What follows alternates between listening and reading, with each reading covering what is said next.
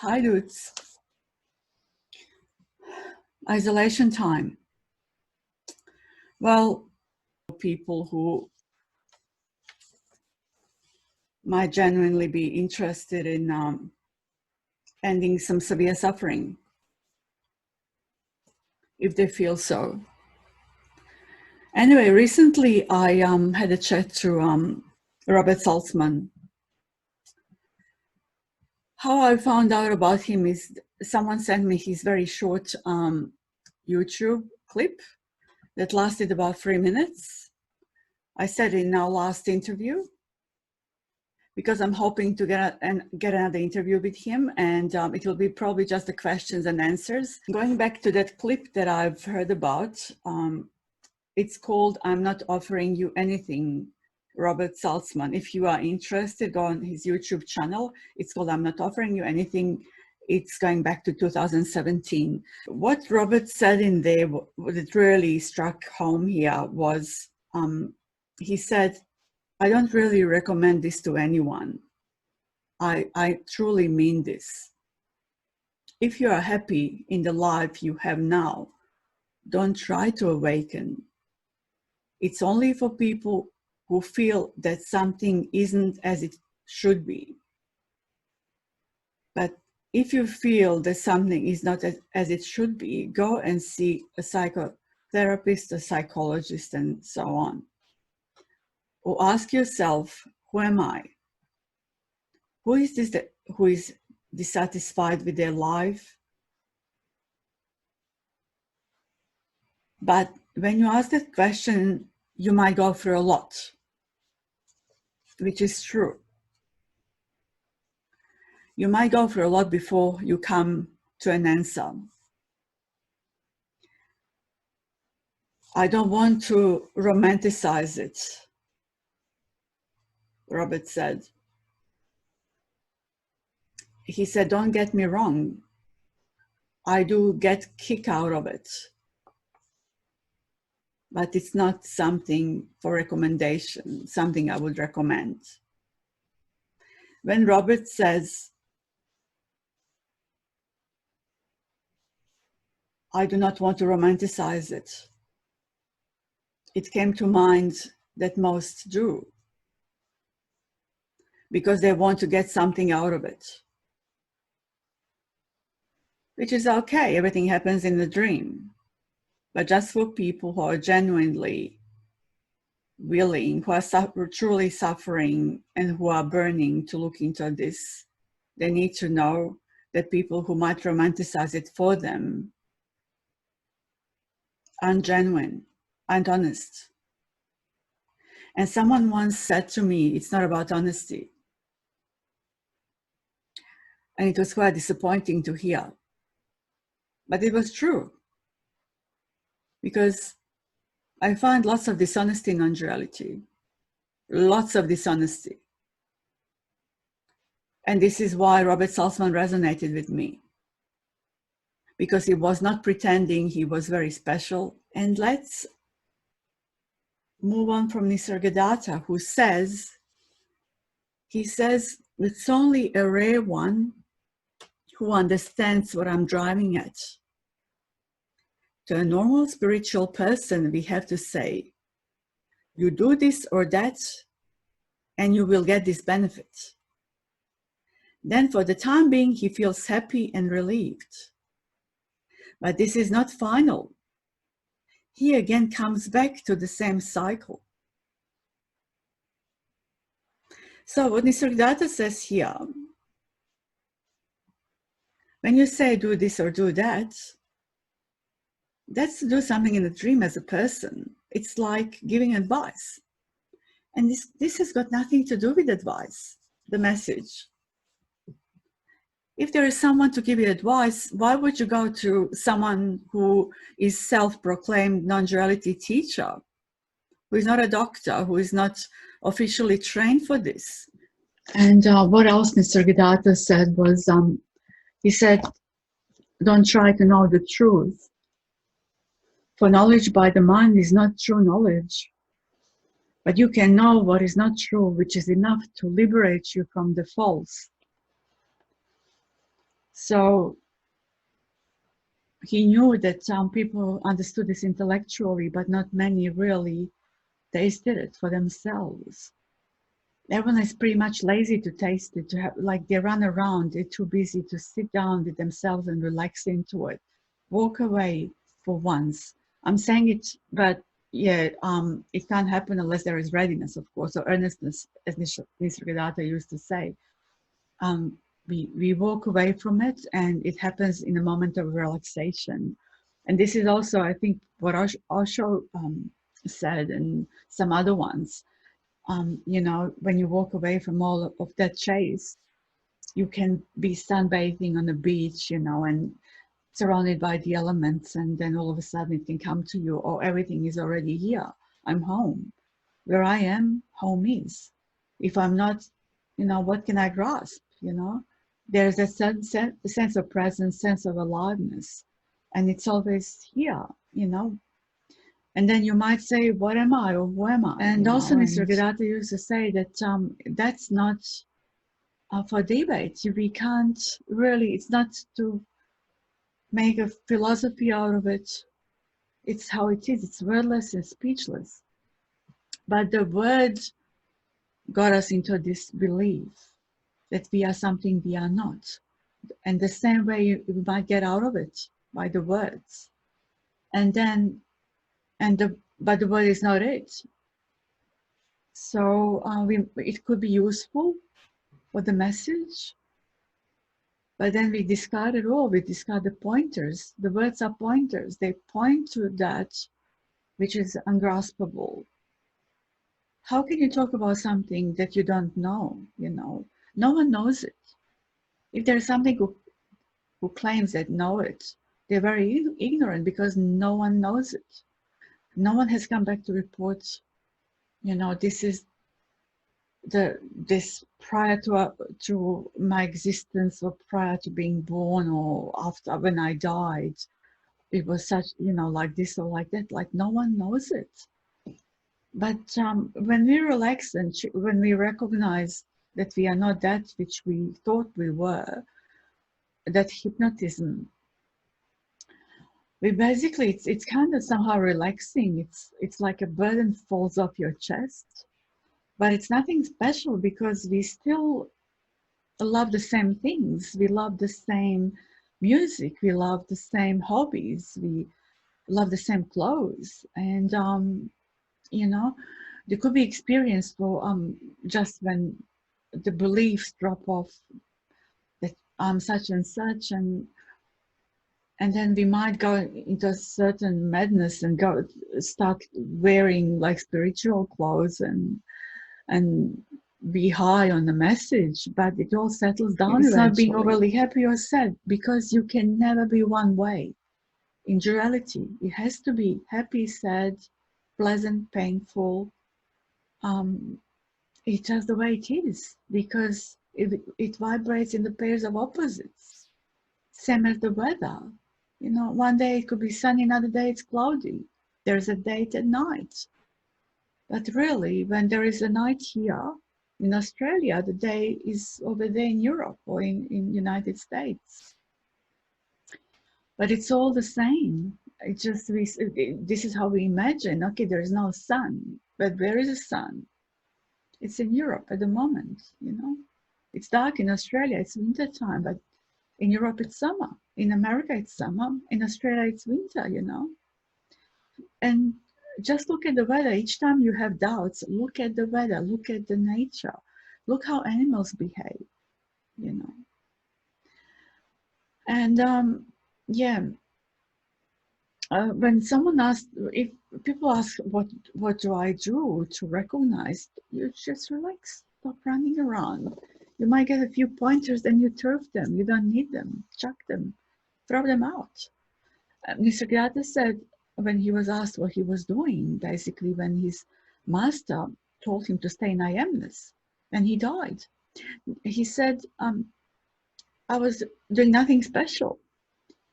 I lived my life, plied my trade, I looked after my family, and every free moment I would spend just remembering my guru and his words. to stay in I amness. Then soon he died, right?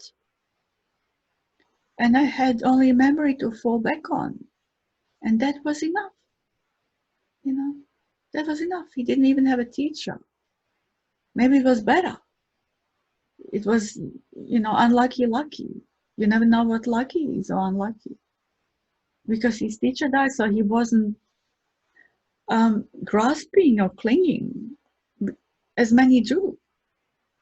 You'll hear these people saying, oh, you know, it's not about the it's messengers, about the message. But they also cling on, they don't see that they're doing the same. My teacher is the best, your teacher is not good enough.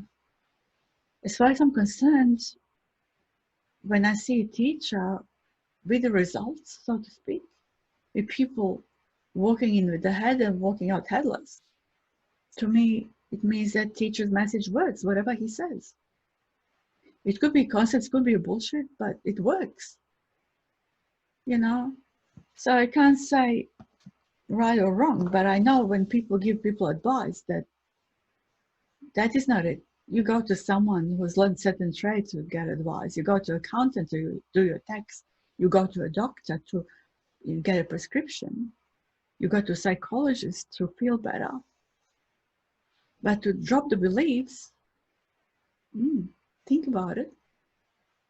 Maybe check it out for yourself and see what beliefs might be sitting here.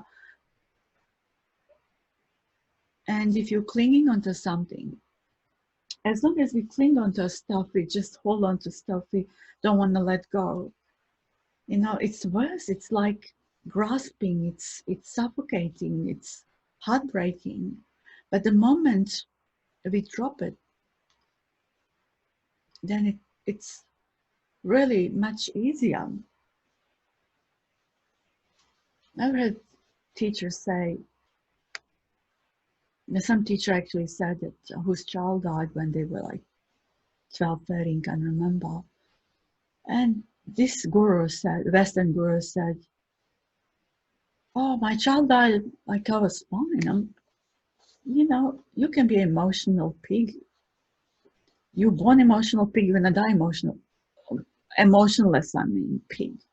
You can be born emotionless pig and you will die emotionless pig. That's how you are. That's your pattern, that's your DNA, or that's your old habits.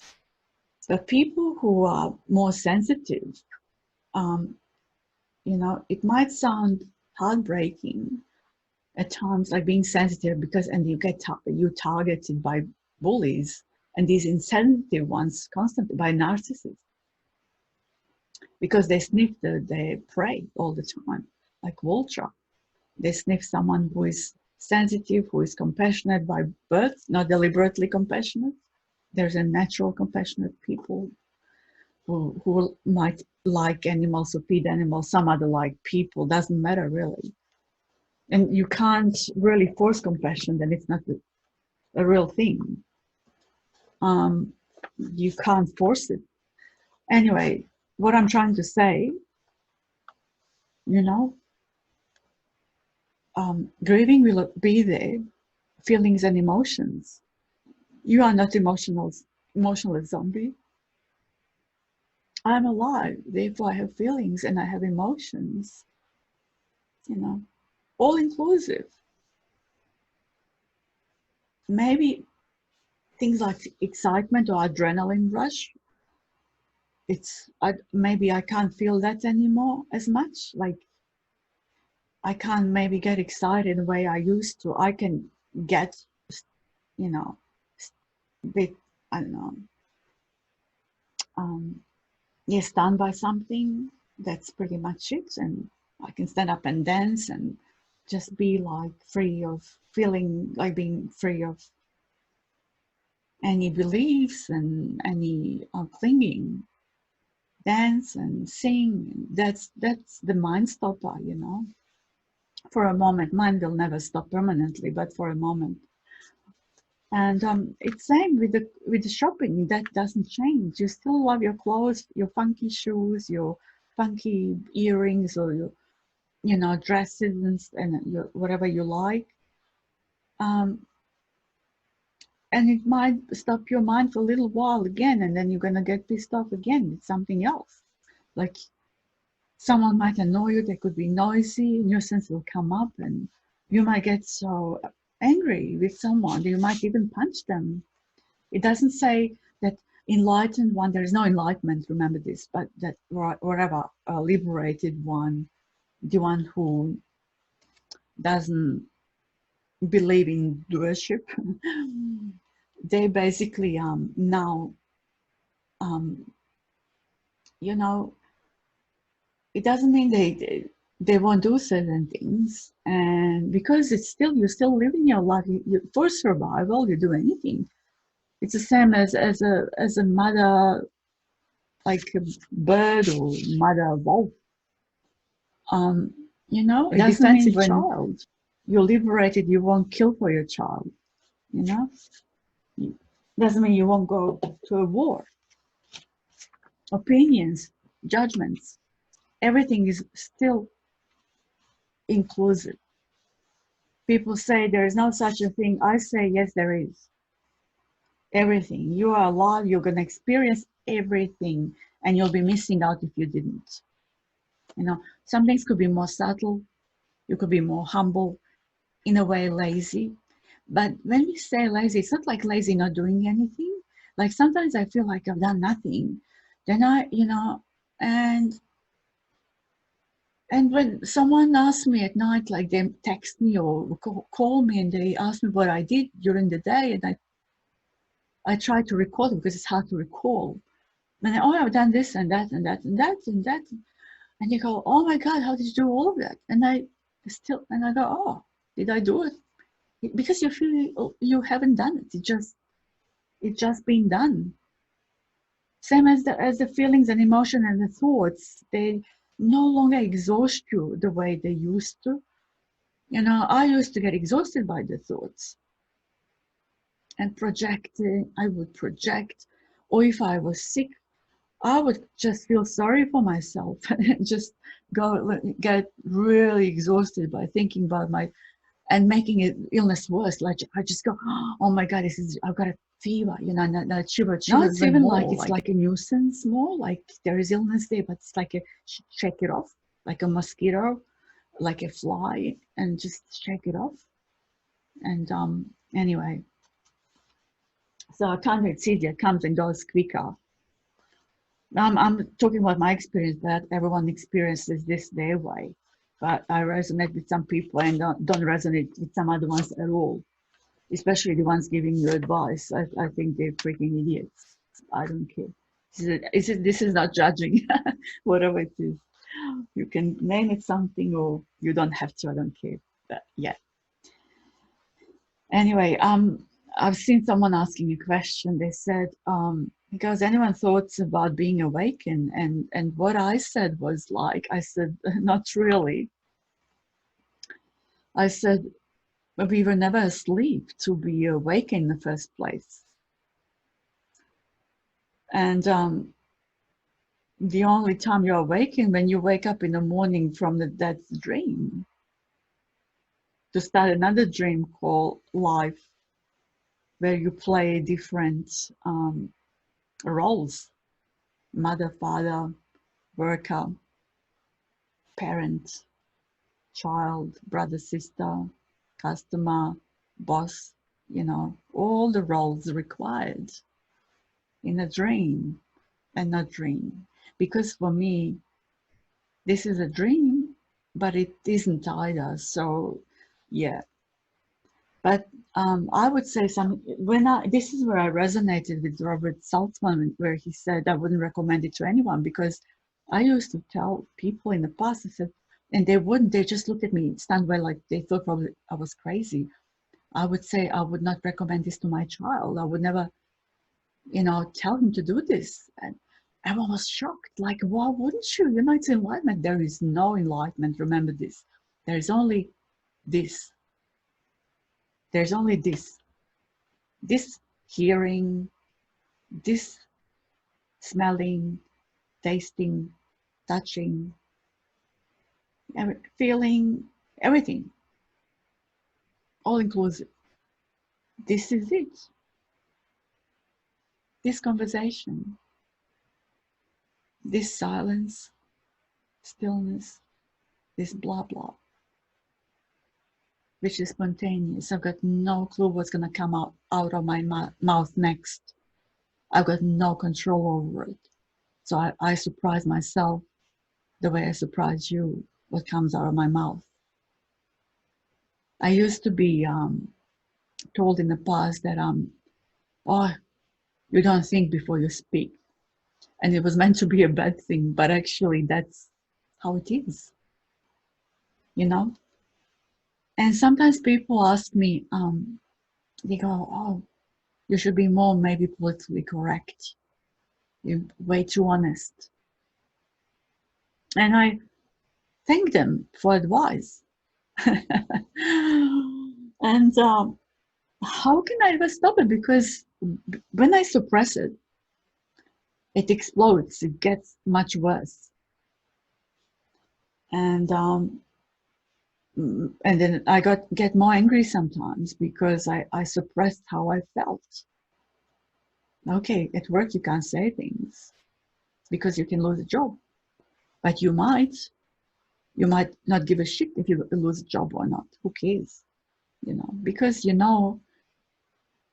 if job doesn't give you really income. Income comes from the so-called ultimate, from that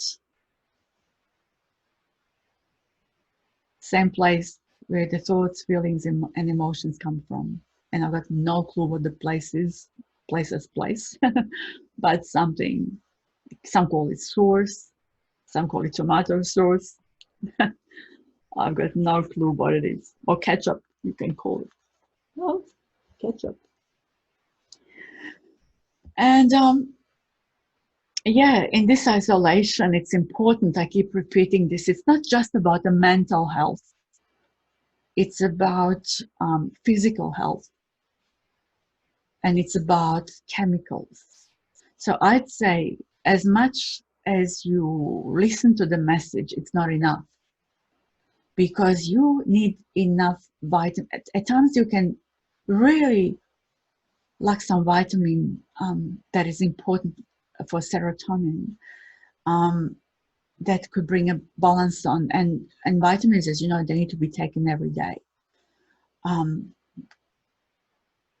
Go out when it's a sunny day, run, do any exercise you can. Don't say, I've got this illness or that illness, I can't go down because I've got sore knees. There is always something you can do, and there are exercises that can basically skip that, so you can still keep working out, walking, walk every day, regardless how weather is. It's so good. You need that temperature to rise in you.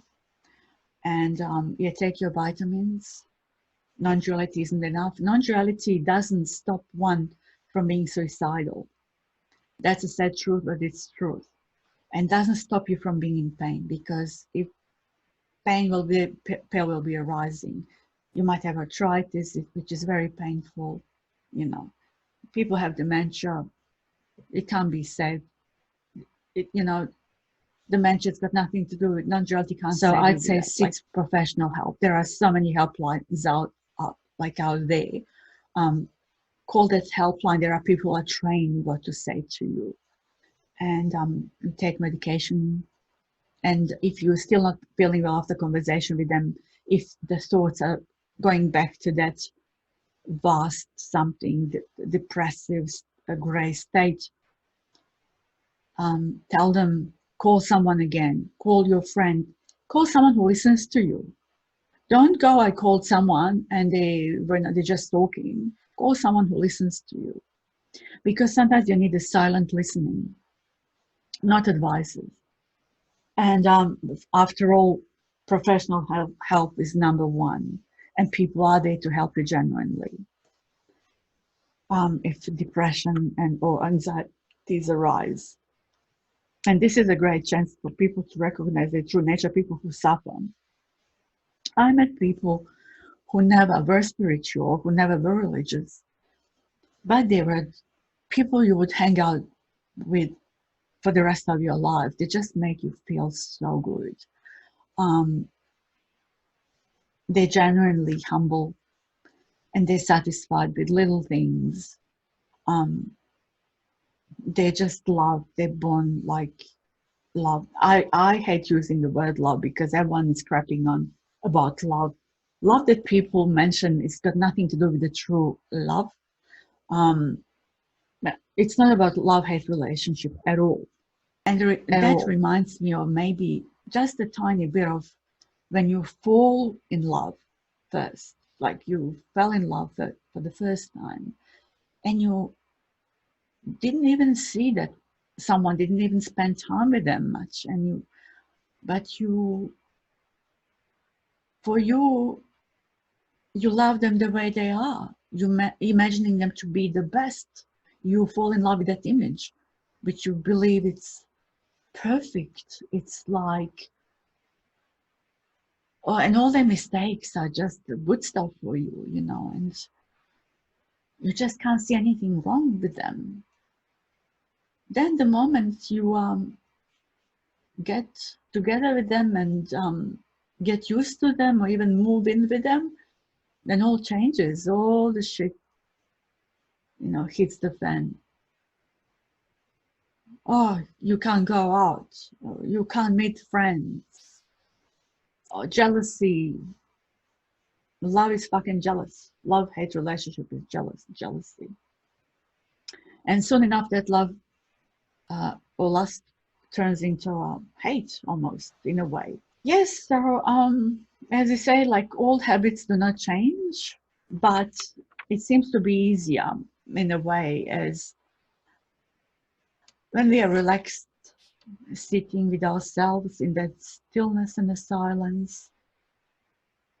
And it's no longer like a void. I need company. I need lots of people to fall onto and to make me feel safe and secure. And people often get offended, seekers with the messenger, without realizing truly that the messenger sees most of the things are familiar for them. In a way, everything is familiar actually to them. Even if they have a go at someone, if somehow it's familiar, as you really get to love people, and you might even say, I don't like children, but if children around you play with them, you become a child, you work with your colleagues who are totally ignorant and know only about the work, who have no life and just are in there for competition or $5 pay rise. And you're gonna play their game because that's how you are. You adjust to them. And then you go home, you adjust to whatever, be a spouse or parent or a child. And then when you talk to these people who about this message, you get asked a question, response arises. Yeah. But the moment you play a teacher, you create separation.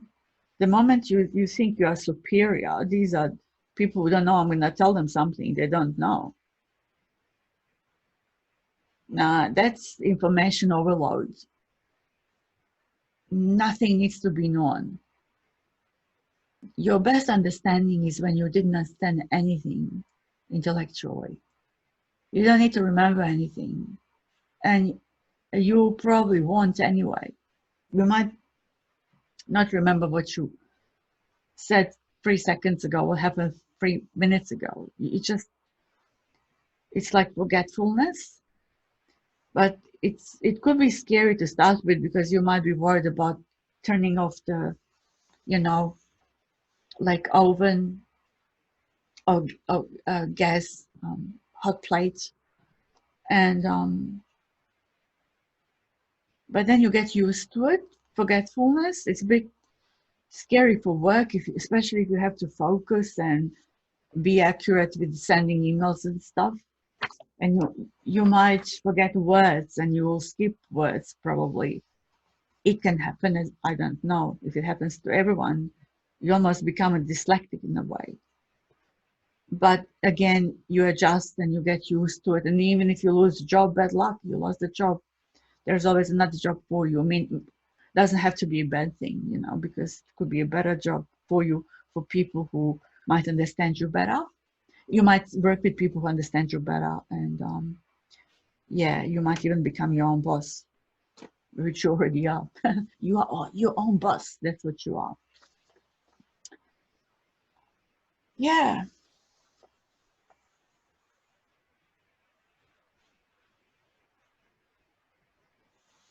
And remember that you can never satisfy people.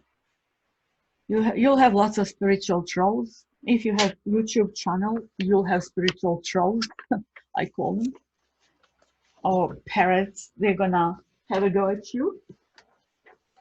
And why? Because it shows them where they are. It doesn't show where you are.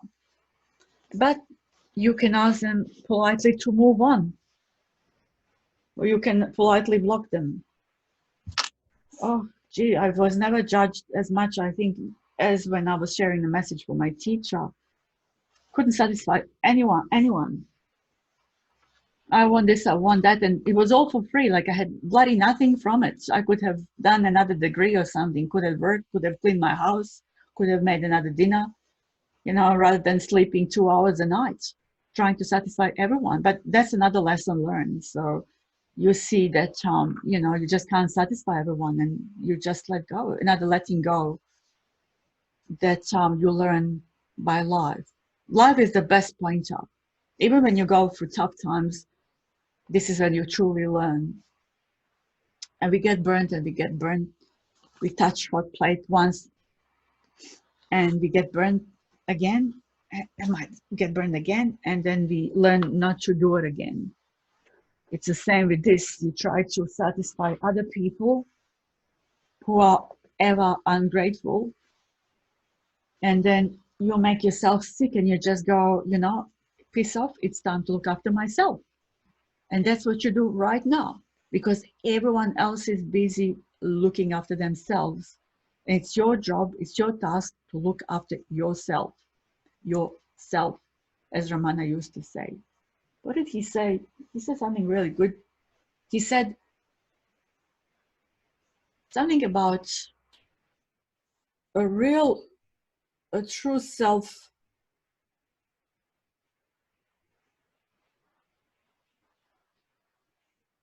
Is in a book, or I can't remember what he said.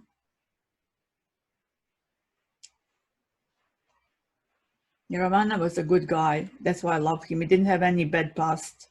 He wasn't cruel. He was a good guy. Well, you could tell. Yeah. He said the self is the real book, and he said you can glass anywhere in that book. Nobody can take it away from you. Whenever you are free, turn towards the self. Thereafter, you may read whatever you like. This is really profound. Remember this. He said the self is the real book. You can glass anywhere in that book. Nobody can take it away from you. Whenever you are free, turn towards the self. Thereafter, you may read whatever you like, meaning when you look into your truth to see what you are, like, who am I, what am I? And you truly, you have a good look, like sincere look, not with the mind, but innately. And then you recognize what you are, and then you read what you like. Doesn't matter. I couldn't read for 6-7 years, barely at all. But in last year or two, I read a couple of books. It was a struggle still, but I'm getting better because I'd like to read. I like to read because I have never read this stuff. I'd like to read Ramana. I know he didn't say much, he didn't have teaching. He was often silent with people. Presence is enough.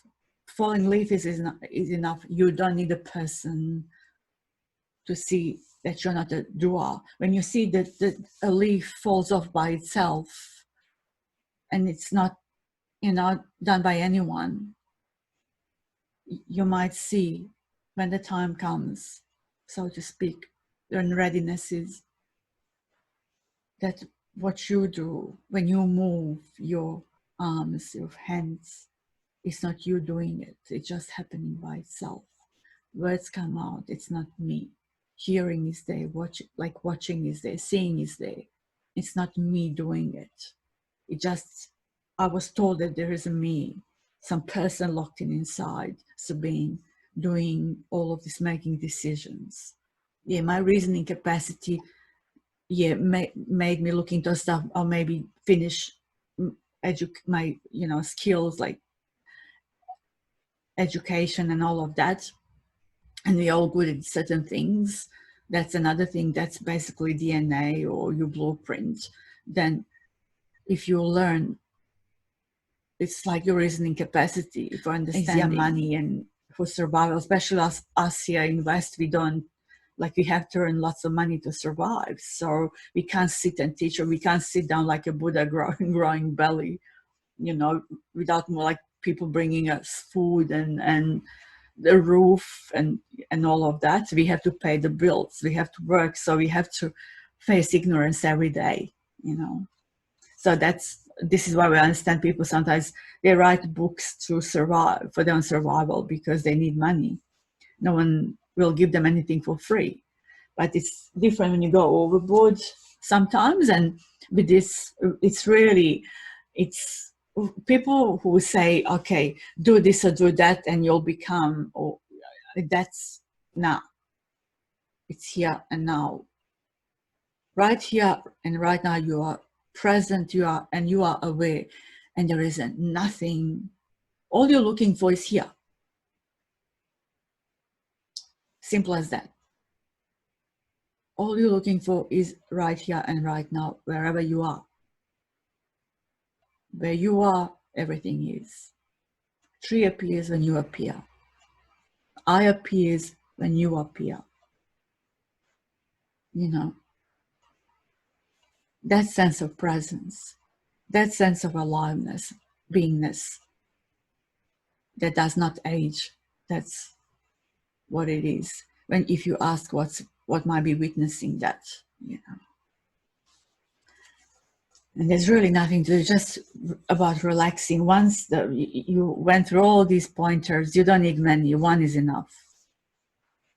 And that's it. And you relax, and you might see by no one that you were never a doer. You never made any decisions. Yeah. So I'd say people sitting on the stage with a vase of flowers, giving you advices. I advise, now I'll advise to you to see them before and after, and see how untouched they are, untouchable, how emotionless they are, how zombie-like they are. I betcha they'll kick your ass after day 2, if not immediately. So it's all game playing. So yes, so chill, if you can. Enjoy beingness, aliveness that you are. That's it. Whatever arises didn't arise from anywhere, didn't leave the space. It arose in the space that you are. You can never move one step from yourself, from this isness, from home.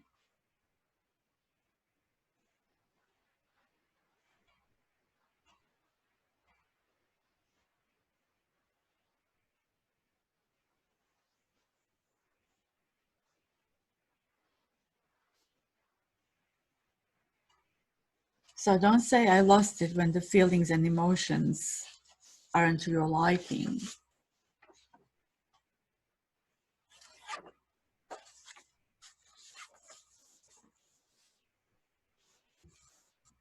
It's all inclusive. You haven't lost it. It's impossible. Nothing can leave the space. You can't leave the space. Your feelings and emotions cannot leave you. They're always here. It doesn't mean that you'll get enlightened when you lose feelings and emotions or thoughts. I don't know if Nisargadatta said this or whatever, that, thoughts are a bad master, but they're a good servant. So when you recognize who you are, when awakening or liberation happens, it's chop wood, carry water before and after. But it's kind of, for no one. You'll see, for no doer. So chopping wood, carrying water happens. It will be arising still. Grieving, it's okay. We'll all lose our loved ones and we'll be very sad. It's all inclusive, that's okay. You'll have to go through grieving periods. Some people might take them a year, some might take them 3 years. And again, we learn. And that's life, and there's a certain beauty in that pain as well. So it can be very painful and devastating, but that's what our life is.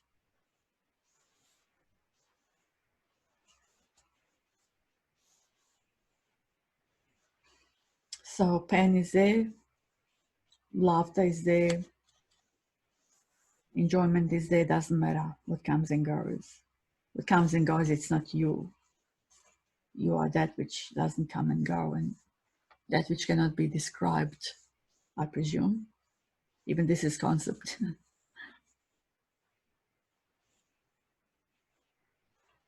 Yeah.